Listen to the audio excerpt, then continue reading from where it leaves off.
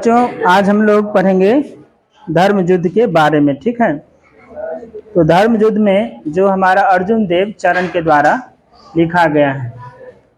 अर्जुन देव चरण जो है ये आपका हर एक जो भी चैप्टर पढ़ेंगे उसमें उनके बारे में भी कुछ न कुछ राइटर के बारे में जानना जरूरी होता है। और सबसे पहले चाहे हिंदी पढ़ें या अंग्रेजी या संस्कृत पढ़ें, सब में ये चीज़ देखने को मिलता है। राइटर के बारे में, लेखक के बारे में, कवि के बारे में जानना इसलिए ज़रूरी होता है ताकि हम उनका बैकग्राउंड जान सके और इससे यह पता चलता है कि वो किस तरह के विचार वाले लोग हैं। जिस परिस्थिति में, जिस समाज में, जिस परिवेश में हम रहते हैं, हमारा विचार भी उसी तरह से हो जाता है। और हम जब लिखने बैठेंगे, लेखन करने बैठेंगे, चाहे कविता रचे या कहानी, वो चीज़ उसमें झलकेगा ही झलकेगा। उदाहरण के तौर पे रेणु जी जो थे बिहार के निवासी थे, बिहार के रहने वाले थे। और बिहार में जब वो कहानी लिखते हैं, जो आप इंटर या 10वां में शायद होगा भी, तो उसमें बिहार का झलक, बिहार का शब्द वो नजर आता है। धर्म युद्ध जो है ये अर्जुन देव चरण के द्वारा लिखा गया है। और प्रोफेशन से, प्रोफेशन बोलते हैं व्यवसाय, जिसको करके आपका जीवन चलता है, जिसमें आपको भोजन रोटी दाल जो आपका जरूरत है वो पूरा, उसको प्रोफेशन बोलते हैं। प्रोफेशन से अर्जुन देव चरण जो थे वो एक शिक्षक थे, टीचर थे, लेकिन वो एक कवि भी थे। कवि, पोएट मतलब कवि जो कविता रचता है। उनका जो नाटक जो है, उनका जो नाटक जितना भी नजर आता है उसमें वो जो कविताएं लिखते थे, कविता में जो जितना वो बात कह पाए थे उसी का विस्तार रूप जो है नाटक में नजर आता है। तो poet in him shows through his short, crisp and pithy lines and the song of the chorus in his plays। ये सब लास्ट क्लास में डिस्कस हो गया था कि कैसे जो है उनकी कहानियों में जो है एक छोटा, क्रिस्पी, घुमावदार और सुंदर लाइन जो है रहता था, और कोरस भी उनके प्ले में रहता था। उनका जो फर्स्ट बुक जो था राजस्थानी प्लेस था, जो 70 में है निकला था। आगे जाकर के क्या हुआ था, उस समय जो है राजस्थान में दो तरह का ही नाटक या देखने को, लघु नाटक जो है देखने को मिलता है। एक था धार्मिक आधार पे भी आडंबर वगैरह है, दूसरा जो है दहेज पर। इसी दो चीज पे उस समय में राजस्थान के ये थे। तो राजस्थान में इसी तरह का नाटक लिखा जाता था, छोटा एकांकी, जिसको लोग एक्ट करते थे। उस समय में जो पहली बार जब राजस्थान के क्षेत्र में जब उन्होंने एक बड़ा सा नाटक लिखा जिसको आधा घंटा तक, बायोलॉजी किताब सर को दीजिए। तो उस समय जो नाटक लिखा जाता था, तो ये छोटी कहानियां, छोटे नाटक लिखे जाते थे। बाद में जाकर के वो क्या होने लगा, नाटक जब बड़ा लिखने लगे तो लोग उसको स्वीकार नहीं कर रहे थे। क्योंकि कभी भी कोई नया चीज अगर करिएगा ना तो समाज या परिवेश को स्वीकार नहीं करेगा, उसका विरोध करता है। उदाहरण के तौर पे टेलीफोन लोग यूज कर रहे थे, मोबाइल जब आया था तो मोबाइल का लोग विरोध कर रहे थे, जो मोबाइल हम लोग यूज करते हैं। क्या कारण दिया जा रहा था, ये मोबाइल आएगा तो फिर टेलीफोन की तरह अच्छा आवाज नहीं आएगा, क्योंकि उसमें तार लगा रहता है, इसमें तार नहीं है, झरझर करेगा। दूसरा आरोप, जब बिजली चमकेगा तो मोबाइल ब्लास्ट हो जाएगा, हाथ फट जाएगा, या कान में बात करते समय कान वगैरह डैमेज हो सकता है। तीसरा आरोप, इसका जो है पैसा जो है बिल बहुते आ जाएगा, बहुते पैसा आ जाएगा, लोग है सो ठगे महसूस करेंगे। चौथा, उसका कैमरा लगा रहता, घर में सब कुछ देख लेगा, ये भी आरोप लग रहा था। सब आवाज सुन लेगा, पैसा मेरा चुरा लेगा, एटीएम में घुस जाएगा, कहे कि उससे कनेक्ट है इंटरनेट से, आपके बैंक में घुस जाएगा, तरह तरह का मनगढ़ंत कहानियां से। लेकिन बाद में ऐसा नहीं हुआ, धीरे धीरे लोग इस्तेमाल करने लगे और बाद में टेलीफोन जड़ से खत्म हो गया, आज मोबाइल हम लोग यूज कर रहे हैं। तो ये भी जब नाटक लिखे थे, नया और लंबा नाटक, तो लोग उसको स्वीकार नहीं कर रहे थे। लेकिन उनको जब एक बार प्ले कर दिया गया, प्ले मतलब उस नाटक को अदा कर दिया गया, स्टेज पे उसको दिखा दिया गया, लोग उसको नाटक खेलने लगे, तब ये मशहूर हो गए और एक राजस्थान में नया नाटक का एक परंपरा चल पड़ा। जिसमें से दो चार का हम वर्णन पहली पिछले क्लास में भी किए थे, इसमें क्वेश्चन भी लिखाए थे।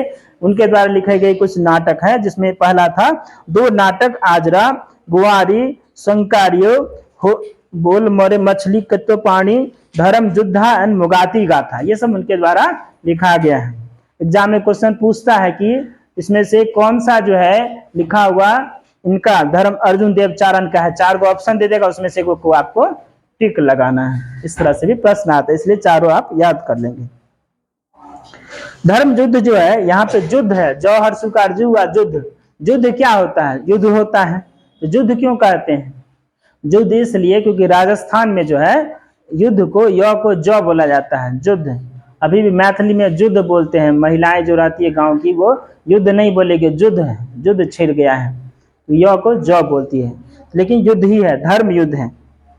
धर्म युद्ध जो है एक स्टोरी है पद्मा नाम की लड़की की, जो एक नौजवान लड़की है और पढ़ी लिखी है और रामायण और महाभारत से उसको शिक्षा मिला हुआ है, और वो बहुत ज्यादा एग्रेसिव हो जाती है, गुस्सा हो जाती है, क्रोधित हो जाती है, मायूस हो जाती है और हमेशा प्रश्न पूछती रहती है अपने शिक्षक से, अपने माता पिता से या अपने बड़े से, जो भी जिसको टकरा जाता है तो उसका सवाल पूछती रहती है। क्योंकि मन में जब बहुत तरह का सवाल रहता है लोगों के मन में, उसका जवाब पाने के लिए लोग छटपटाते रहते हैं। अगर सच में अगर आप थिंकर हैं, सोच रहे हैं तो यही बात ये जो पद्मा नाम की लड़की है उसके साथ में होते रहता है। बार बार वो पूछती रहती है अपने माता पिता से और कहती रहती है कि हमारा अधिकार क्या है, हमारा पहचान क्या है। क्या एक महिला का जो पहचान है, क्या उसका सिर्फ शादी ही उसका पहचान है? ये यहाँ पे कौन कह रही है? पद्मा कह रही है। अब इसमें रेड वाला जो है उसमें कह रहा है work A small group and discuss the following. एक छोटा सा ग्रुप बना के डिस्कस करना है, जिसमें पहला है what forms the identity of a woman in the society. कह रहा है एक महिला का जो है समाज में क्या पहचान है, किस तरह का पहचान है, तो बता सकते हैं? ए बेंच नंबर 2 सकैया, क्या नाम है? साकिया, खड़ा हो। बेंच नंबर 2 खड़ा होइए। आप बताइए what forms the identity of women in the society. एक महिला का आपके समाज में, आपके परिवेश में क्या स्थान है? महिला या लड़की, बालिका, कुछ भी, क्या स्थान है? नहीं मालूम, ठीक है, बैठ जाइए। How is marriage related to identity of women. अब दूसरा क्वेश्चन, गणपत आप बताइए कि कैसे जो है एक मैरिज जो है, शादी जो है एक महिला के पहचान से जुड़ा हुआ है, कैसे? इस सब चीज को डिस्कस करना है। जब अकेले रहिएगा तो आपस में डिस्कस करिएगा, बैठ जाइए, ठीक है। 2 चीज का पहला डिस्कस करना है कि एक महिला का समाज में क्या स्थान है। दूसरा, समाज में स्थान मतलब अपने आसपास रियल चीज पे डिस्कस करिएगा। ये नहीं कि ब्रिटेन में ऐसा है, अमेरिका में ऐसा, हमारा जो परिवेश उसमें डिस्कस करना है। दूसरा, एक शादी जो है, मैरिज जो है, कैसे जो है एक वुमेन की पहचान बन जाती है। अब देखिए, जब तक शादी नहीं हुआ है तो उस बालिका की पहचान जो है उसके पिता से होती है कि फलाने जी हैं, शर्मा जी हैं, या फलाना पठान जी हैं, या खान जी हैं, सैयद जी हैं, उनकी बेटी या बेटा है, बेटी है, ये कहा जाता है।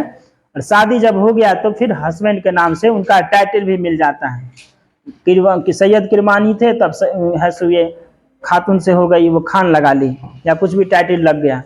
जैसे गौरी नाम था शाहरुख खान की वाइफ का, अब शादी हो गया तो गौरी खान बन गई।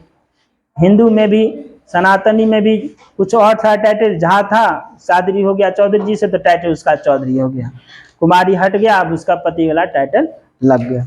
तो ये पहचान इसमें देखता है। अब आगे धर्म युद्ध को पढ़ते हैं। धर्म युद्ध है क्या? धर्म युद्ध है कोई रामायण महाभारत वाला कहानी नहीं है, जहाँ पे एक तरफ है से दोनों तरफ से सेना सब दौड़ पड़े हैं तलवार और तीर लेकर के, हाथी घोड़ा लेकर के, ऐसा कोई स्टोरी यहाँ पे नहीं मिलेगा। ये धर्म युद्ध जो है ये एक मन का युद्ध है। मन में जो तरह तरह के सवाल आते हैं, उस सवाल का जवाब जब आप पाना चाहते हैं, इसी का जो युद्ध मन में चल रहा है, अपने आप विचारों का जो युद्ध चल रहा है, उसी को यहाँ पे धर्म युद्ध कहा गया है। पद्मा कहती है mother what is the identity of a woman. माँ बताओ मुझे कि एक महिला का पहचान क्या है। ओके, ध्यान दीजिए। Padma tell to his mother, her mother, what is the identity of a man? Here question is that he asking about the identity, he asking about the herself, what is the value of the a girls और what is the value of a women in his society.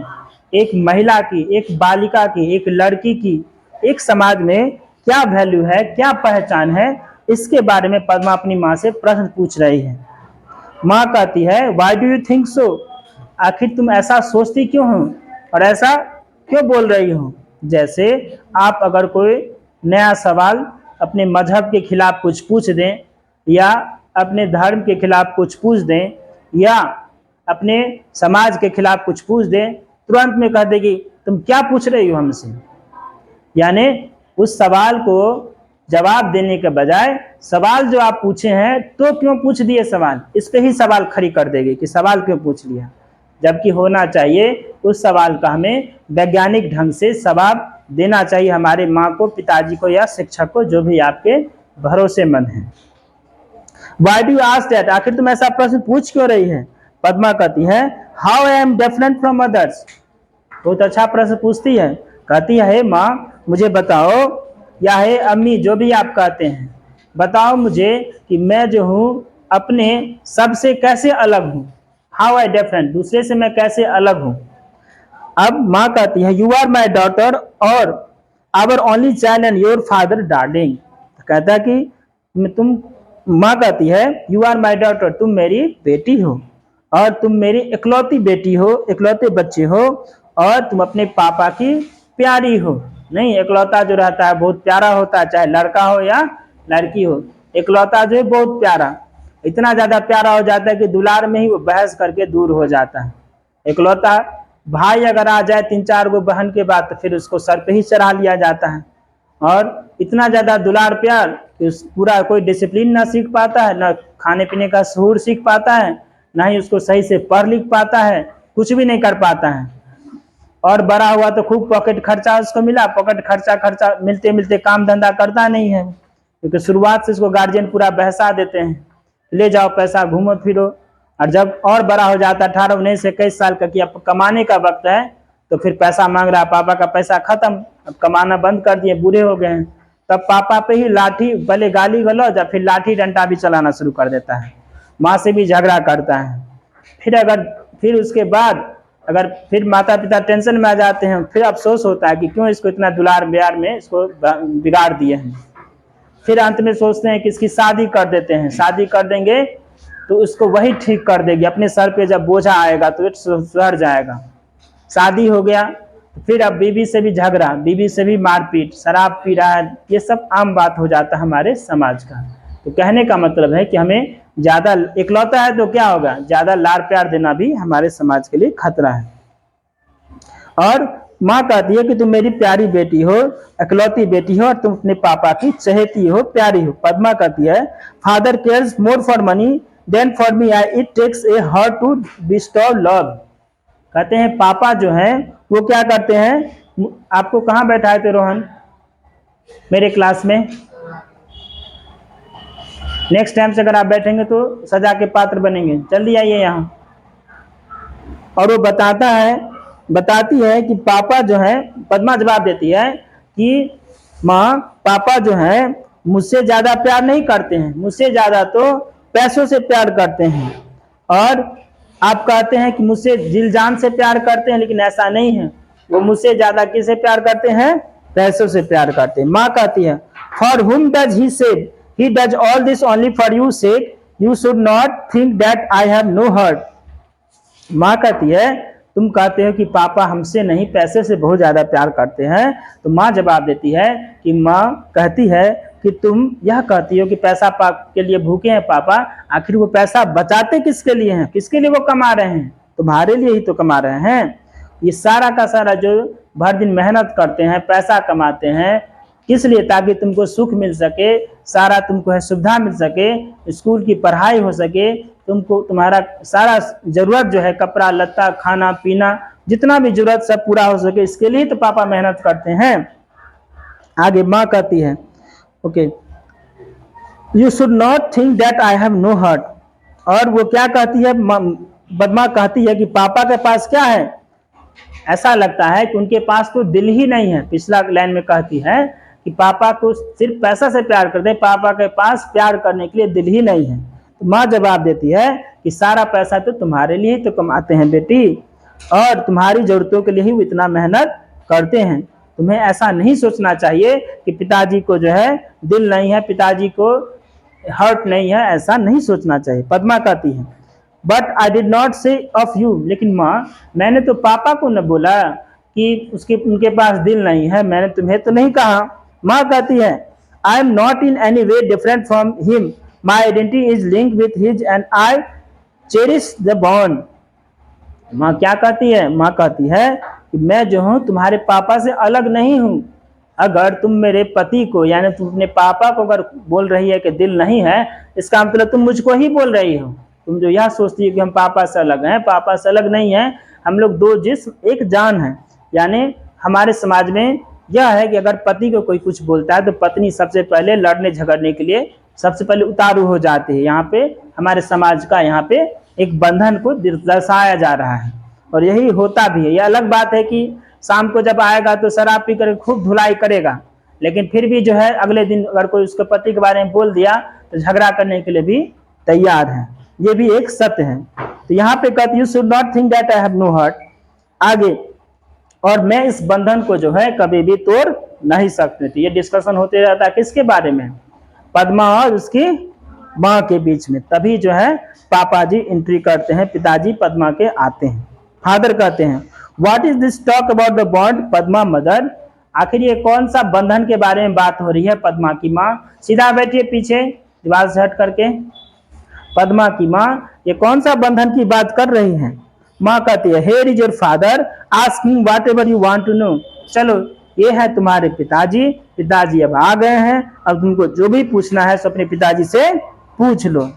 माँ कहती है, माँ हो गया father what is it my child, अरे मेरी बच्ची ये क्या है, क्या बोल रही हो तुम?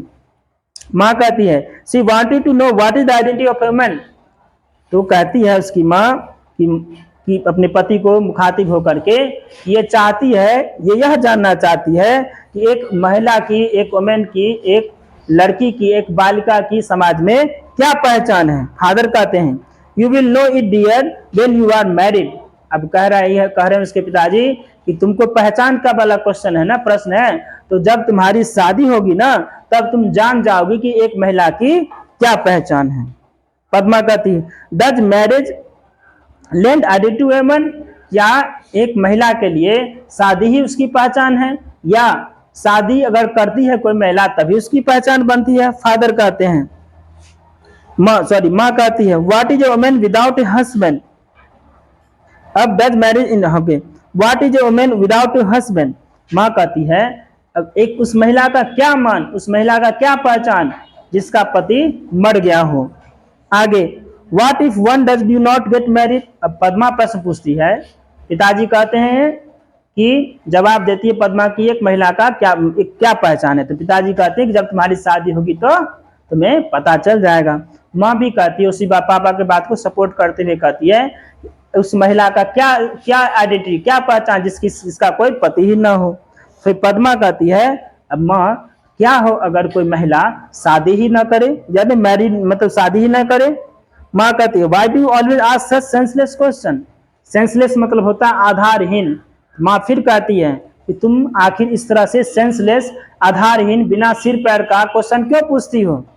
अब दो बार इसको कही है, पहला बार कही है जब क्वेश्चन पूछी है व्हाई डू आस्क दैट, दूसरा लेने पूछी कि तुम ऐसा प्रश्न क्यों पूछ रही है, फिर एक अच्छा प्रश्न पूछी है, फिर कहती है कि तुम सेंसलेस क्वेश्चन जो है बिना सिर पैर का बात क्यों पूछ रही है, ये भी पूछ रहा है। और ऐसा होता भी है, कोई भी ऐसा कोई मजहब को लेकर अगर हम पूछते हैं, जैसे हम पूछ दे प्रश्न मुस्लिम बालिका से पूछ रहे हैं, वो पूछें कि अपने मम्मी पापा से पूछे कि मम्मी पापा मुझे क्यों नहीं मस्जिद में जाने दिया जाता, पूछिए, तराक से आपको जवाब दे रहे कि बिना सिर पैर का बात मत किया करो, जाओ यहाँ से, भागो यहाँ से, क्या पूछ रही है। आप पूछ के देखिए यही जवाब मिल जाएगा। या कोई मौलवी आएगा तो सही पूछिए खबरदार तुम्हें सो नाहक इस पे प्रश्न उठा रही है, तुरंत डांट डबार कर दिया जाएगा, एकदम बिगड़ गई है आपकी बच्ची, तुरंत माता तो कंप्लेन आ जाएगा बस एक प्रश्न से ही। उसका जवाब नहीं देंगे कि क्यों नहीं जा सकते हैं, लेकिन झट से आपको दबा दिया जाएगा, या फिर आपको कह दिया जाए कि ये काफिर बनती जा रही है, काफिर बनने के राह पर चल पड़ी है, भटक गई है अपने धर्म के रास्ते से, मजहब के रास्ते से, ये जो है सो बेकार बनती जा रही है। सवाल का जवाब नहीं मिलेगा कि मस्जिद क्यों नहीं जाना चाहिए, लेकिन आप पे 2-4 गो लेवल और लग जाएगा कि आप जो है मुंह फट हो गए हैं, बेवसिर का सवाल पूछते हैं, आप बाचाल हो गए हैं, बिगड़ गए हैं, मजहब से दूर हो गए हैं, काफिर बन रहे हैं, लैब लैब लैब क्या सब पूछते रहते हैं।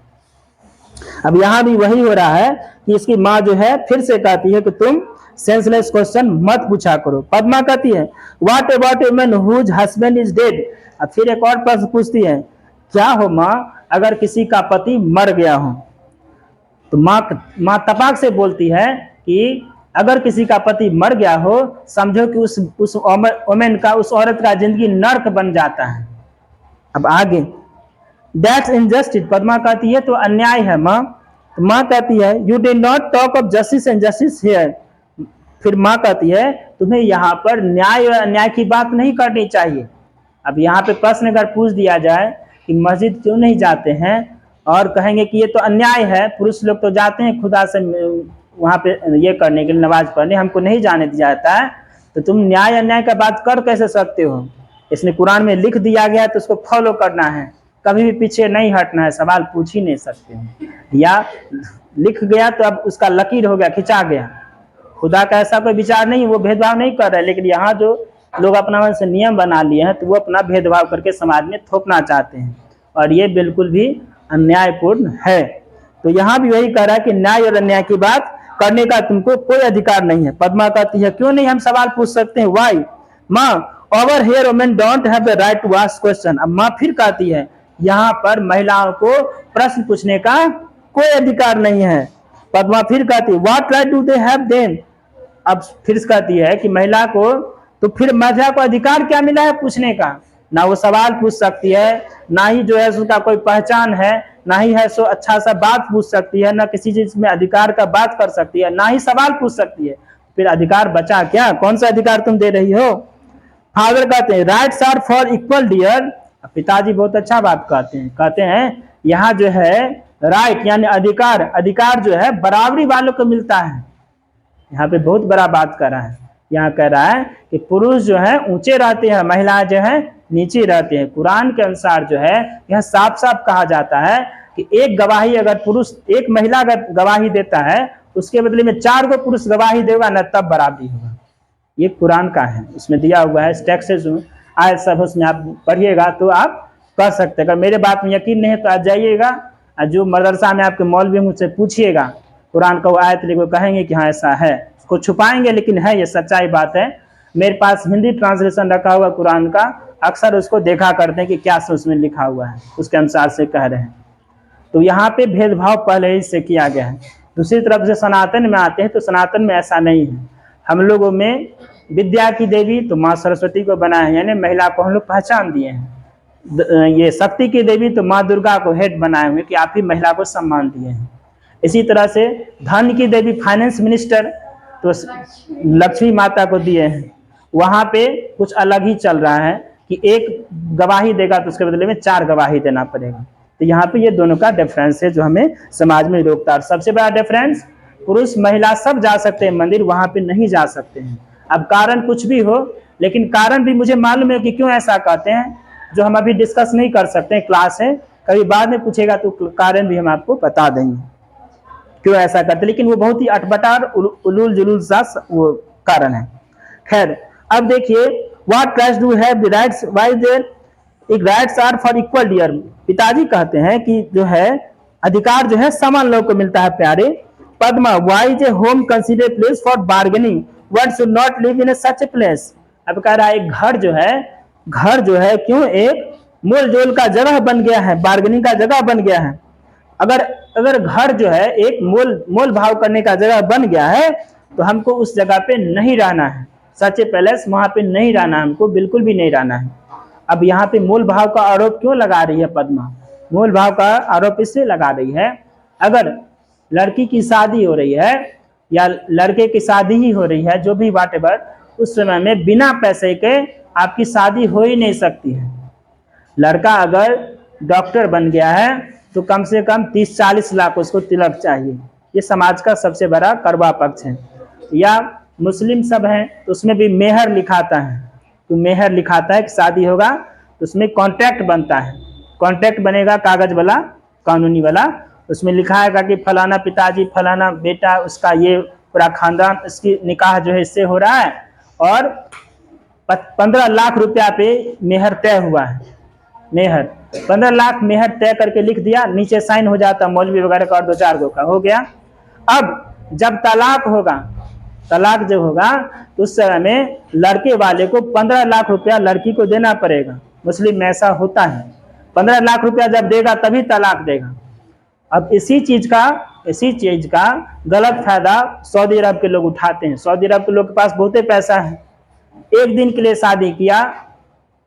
शादी किया, उसके साथ समय बिताया, मेहर लिखा लिया 10 लाख या 20 लाख जो भी, एक दिन के लिए शादी किया, पूरा निकाह कर, शादी मत कही, निकाह किया, निकाह करके जो अगले ही दिन उसको 15 लाख रुपया दिया, 10 लाख रुपया दे दिया, पैसा कमी नहीं था, उसको तलाक तलाक तलाक 3 बार कह दिया, छूट गया अपना जान। तो ये इसका गलत भी फायदा लोग उठा रहे हैं।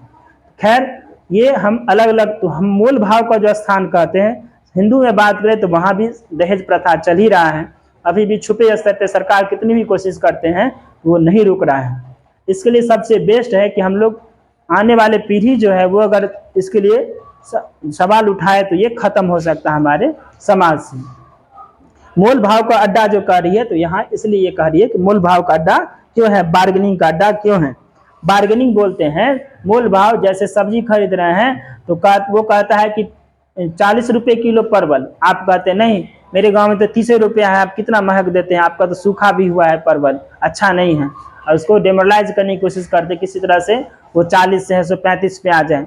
वो कहती है कि अभी तो बोहनी का ही समय है, कैसे आपको कर दें कम, 40 दे दीजिए प्लीज प्लीज प्लीज, आप कहते नहीं 30 रुपया से कम नहीं करेंगे, तो फिर 135 पर बात अटक जाता है, 35 रुपया लेकर के आप खुश, और सब्जी वाली कहती है कि हम तो 20 रुपये किलो लाए थे, इसको 35 रुपये बेच दिए हैं। आप कहते आप खुश हैं कि हम 40 से 35 रुपये लेके आ गए। तो ये दोनों में चलते रहता है। यू नीड टॉक ऑफ, आगे देखें, you will get the same replies to 3 question wherever you goes. अब कह रहा है कि ऐसे बार्गेनिंग जगह पे जहां पे मोल भाव घर में अगर होता है तो उस घर में हमें नहीं रहना चाहिए। फादर कहते हैं कि तुम्हें यही सब सवाल का जवाब वहीं मिलेगा जहां पे तुम जाओगी। शादी के बाद लड़की जो है एक नई जगह पे जाती है तो वहां पे उसको कह रही है, पिताजी कह रहे हैं कि तुमको सारा जो सवाल जवाब पूछ रही है ना, सबका जवाब तुमको वहां पे मिल जाएगा। हमारे पूरे भारतवर्ष में यही कानून है कि लड़की की शादी हुई लड़की ही जाएगी, सिवाय एक क्षेत्र को छोड़ के। दक्षिण भारत में कुछ ऐसे क्षेत्र हैं, कुछ समाज ऐसे हैं, कलाकार का समाज है जो सदियों से परंपरा रहा है, वहां पे लड़की घर में बैठी रहती है, लड़का को ही जाना पड़ता है विदा करके। ये अभी भी चल रहा है, अभी भी चल रहा है। गाय का परिवार है, कलाकार का परिवार में लड़का बेचारा उसको छोड़ करके सब कुछ वहीं पे घर जमाए बन के रहना पड़ता है, सारा काम करना पड़ता है, सारा काम जैसे करें, और लड़की जो है महारानी कलावती बन के सोए रहती है, उसको कुछ नहीं करना है, लड़का को ही दहेज देना पड़ता है शादी के लिए। तो वहाँ पे उल्टा गंगा बह रहा है हमारे समाज में। साउथ में एक जगह, मुझे अभी नाम नहीं याद आ रहा है, लेकिन वहाँ पे ऐसा चलता है, सदियों से चल रहा, अभी भी चल रहा है। और उसी में एक और समाज है, ये तो एक समाज साउथ का बोल रहे हैं, साउथ में एक और समाज है जहाँ पे लड़की की अगर शादी होगी तो वहाँ जब जाएगी तो आमतौर पे हम लोग में क्या होता है, शादी अगर हुई नई नई, कोई भाभी या कोई आई, भैया की शादी हुई तो आई भाभी, सब लोग आशा करते हैं कि बूढ़ी माँ है, अब इसको जो है काम तम शरीर बंजर हो गया है, मतलब काम नहीं करेगा, तो आई है नहीं तो वो अपना हेल्प करेगी, सास की हेल्प करेगी तो उसको सहारा मिलेगा।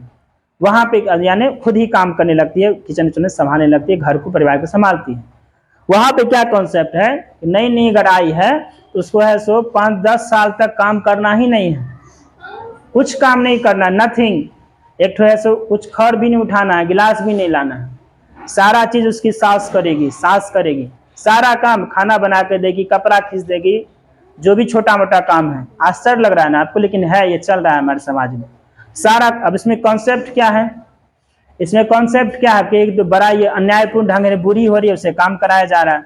उन लोग का ये खुशी से करती है, डर से नहीं कर रही है, खुशी से वो सासू माँ करती है, ऐसा इसलिए करती है। उसमें कॉन्सेप्ट यह है कि ये इनकी शादी हुई है, बेटा ही रहता है उसका, बहू है यानी बेटी के समान हुई, तो ये जो शादी हुई है तो शादी का ये लोग खुशी मना सकें। भर दिन अगर ये कपड़ा ही खींचती रहेगी या भर दिन झाड़ुए देती रहेगी या खाने बनाती रहेगी तो अपने पति से साथ साथ कैसे समय बिता पाएगी। इस कॉन्सेप्ट को ध्यान रखते हुए सारा काम सासू माँ करती है पूरा। जब उसकी शादी मतलब 10 साल 15 साल हो गया तो अब बूढ़ी होकर वो राम नाम सत्य हो जाएगी, तब ये सासू माँ बन जाएगी। अब इसका जो बेटा आएगा, इसकी जो शादी होगी तो फिर वो सारा काम करेगी। ये कॉन्सेप्ट, उसको भी काम करना है लेकिन सास भर के काम करेगी। जब तक बहू रहेगी तब तक काम नहीं करना पड़ेगा। तो सबका अपना समाज में अलग अलग कॉन्सेप्ट होता है, लेकिन ये भी है समाज में ऐसा चलता है। अब देखिए यहाँ पे कह रहा है reply to question but the identity of human race a society sense women. Padma कहती है कि पिताजी आप कहते हैं कि एक महिला की पहचान जो है, एक महिला की पहचान उसके पति से है। महिला जब कुछ सवाल पूछती है तो उसका सारा जवाब उसको ससुराल में मिलेगा। पद्मा कहती है कि आप कहते हैं कि पहचान पति से जुड़ा है, ऐसा पिताजी नहीं है। एक महिला का पहचान जो है एक मानव समाज के पहचान से जुड़ा हुआ है। और ये सही कहती है कि अगर सिर्फ पुरुष को ही बढ़ावा दिया जाए, सिर्फ पिताजी ही बोले, माँ अगर नहीं बोले, वो समाज बिल्कुल भी आगे नहीं होगा। माँ को बोलने का भी अधिकार होना चाहिए, पिताजी को बोलने का भी अधिकार होना चाहिए। जिस तरह से भाई बोलता है उसी तरह से बहन को भी होना चाहिए, बेटा बेटी को एक समान होना चाहिए, और तभी हमारा समाज जो है ये आगे बढ़ पाएगा। इसकी बात करें फादर, दैट्स व्हाई दे से the marriage lens this identity. फिर पिताजी अपने बात पे अडिग रहते हैं, कहते हैं इसलिए तो मैं कहता हूँ कि शादी जो है एक आदमी को पहचान दिलाता है। पद्मा कहती है so if a girl does not get married she has no identity. फिर से सवाल का जवाब फिर पूछती है, हे पिताजी अगर किसी लड़की की शादी नहीं हुई है इसका मतलब उसको पहचान नहीं मिलेगा। लता मंगेशकर वो शादी नहीं की लेकिन दुनिया की सबसे बड़ी गायिका थी, इतनी अच्छी गायिका थी तो उसका दिनों दिन आवाज पतला और सुरीला ही होते जा रहा था कि जिससे उसका गर्दन जो अभी रिसर्च के लिए सुरक्षित रख लिया गया मरने के बाद भी। ऐसे बहुत सारी महिलाएं हुई हैं जो शादी नहीं की लेकिन दुनिया में नाम कमाए हैं। ये तो पुराना बहुत पुराना कहानी है, लेकिन ऐसा नहीं है। समाज में बिना शादी के भी लोग आगे बढ़ सकते हैं और पहचान बना सकते हैं। Why is it that an unmarried man is venerated and called a saint while an unmarried woman is called immoral and wanted? सवाल का जवाब अंतिम लाइन में कहती है पद्मा कि क्यों जो है अगर एक महिला अगर शादी नहीं करती है या लड़की शादी नहीं करती है तो समाज में उसको क्या कहते हैं, उसको कहा जाता है इमोरल, अनैतिक कहा जाता है, उसको आवारगी कहा जाता है। वांडर मतलब होता है इधर उधर घुमक्का टाइप की, घूमने फिरने वाली, यानी उसके कैरेक्टर पे दोष लगाया जाता है। दूसरी तरफ अगर पुरुष शादी नहीं करता है, पुरुष अगर शादी नहीं करता है तो उसको साधु कहा जाता है ये बहुत बड़ा फकीर है, खुदा की इबादत में अपना जिंदगी लगा दिया है। वहीं पर अगर महिला अगर लड़की शादी नहीं की तो सबसे पहले उसके बगल वाले पड़ोसी गधी इतनी बड़ी हो गई है अभी तक शादी नहीं हुआ है, तुरंत कमेंट आ जाएगा जरूर कोई इसमें बात है तभी तो शादी नहीं हो रही है। ये भी आपको कहने को सुनने मिलेगा, हाँ किसी काम की नहीं है, शादी नहीं करेगी, पूरा अपने माता पिता का दिमाग खाएगी, पूरा पैसा लूट के जाएगी, पता नहीं कैसे ऐसी लड़की हम ना देखे थे कभी। हे भगवान, हे खुदा, कहाँ से आ गई ये, पूरा कलंक कर देगी, कलंकनी है इसलिए नहीं शादी कर रही।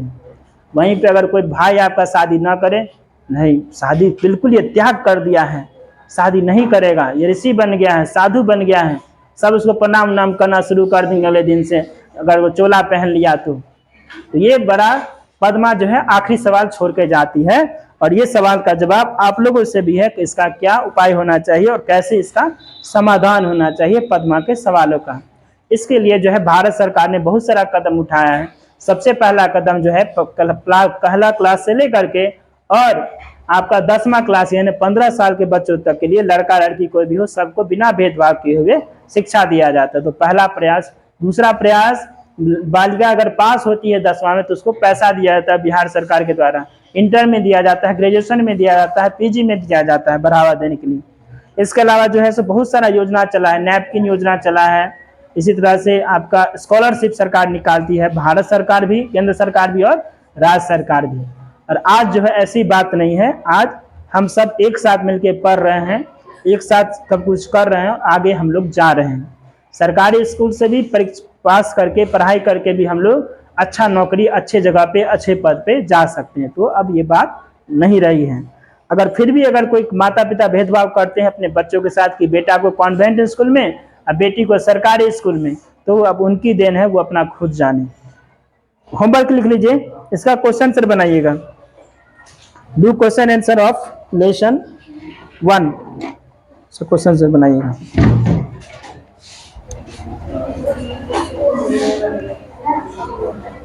Do question answer lesson 1। और ये क्वेश्चन जरूर पूछेगा, मुस्लिम स्टूडेंट जो भी हैं।